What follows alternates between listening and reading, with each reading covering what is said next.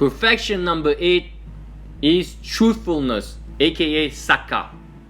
In one way or another, we all are seeking that truth, that purpose, that meaning of life. Some people waste their time and energy searching for too much knowledge, too many answers to things that don't matter much in the grand scheme of things. The Buddha was once in the forest with an assembly of monks.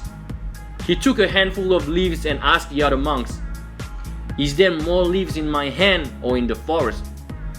The monks paused and gave the obvious answer. "The amount of leaves in your hand, master, can't even be compared to the amount of leaves in the forest." The Buddha smiled and said, "That's right, monks. The handful of leaves I hold in my hands is equivalent to all that I'm teaching you. The rest of the leaves is all I know.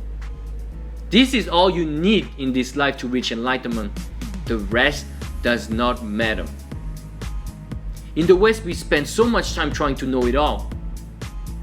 Being curious is not necessarily a bad thing, but is it an ego quest to search for more gratification, or is it a quest for the ground, the real truth, the one that will benefit us and others, the truth that will set us free?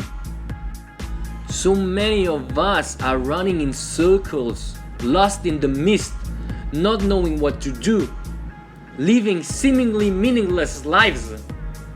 We all need to find our own truth, the truth of our hearts, the truth of our minds. There is no need to follow anybody else's path but our own. Yes, the teachings of the Buddha and other spiritualities matter, but they only point the way. The rest is for us to walk the path. We need to be in tune and aligned with our inner beings. We need to quiet our minds, declutter, and let go. Slowly, but most definitely surely, we can finally get in touch with that truth, with our calling, with our purpose, with our heart. After that, we need to embrace it, to shine through it, be our own authentic self, and not be afraid of it. The truth is there.